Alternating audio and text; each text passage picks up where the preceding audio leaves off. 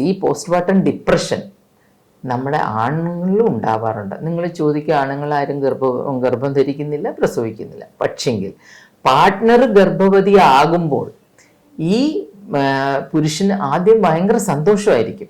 അത് കഴിയുമ്പം അവൻ കുറേ കാര്യങ്ങൾ ആലോചിക്കും. അതായത് പ്രത്യേകിച്ച് ഫിനാൻഷ്യലി സ്റ്റേബിൾ അല്ലാത്തവർ അല്ലെങ്കിൽ നല്ലൊരു ജോലി ഇല്ലാത്തവർക്കൊക്കെ ഭാര്യ ഗർഭിണിയായ സന്തോഷം തന്നെ. പക്ഷെങ്കിൽ ഇതിൻ്റെ ചെലവുകൾ എങ്ങനെ താങ്ങും, എന്ത് ഞാൻ ചെയ്യും, എൻ്റെ ജോലി കൊണ്ട് ഇത് പറ്റുമോ, ഇങ്ങനെയുള്ള ചിന്തകളൊക്കെ വരുമ്പോഴത്തേക്കും അയാളും ചെറിയതായിട്ട് മൂഡ് ഓഫ് ആയി തുടങ്ങും. അധികം സംസാരം ഇല്ലാതെ എന്തെങ്കിലും പറയുമ്പോൾ ദേഷ്യപ്പെട്ടൊക്കെ തുടങ്ങും.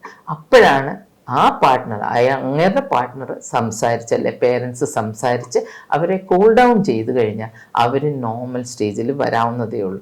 ഡെലിവറി കഴിഞ്ഞാണ് മിക്കവരും ഭയങ്കരമായിട്ട് ആണുങ്ങളെ കുറച്ച് ഭയങ്കര ഡിപ്രഷനിലായിട്ട് കാണുന്നത്.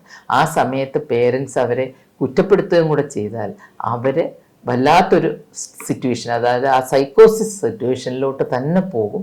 അതുകൊണ്ട് കഴിവതും എല്ലാവരും പരസ്പരം സഹകരിച്ച് സ്നേഹത്തിൽ പോയാൽ ഈ പോസ്റ്റ്മോർട്ടം ഡിപ്രഷനെയൊക്കെ നമുക്ക് ഓവർകം ചെയ്ത് പോകാൻ പറ്റും.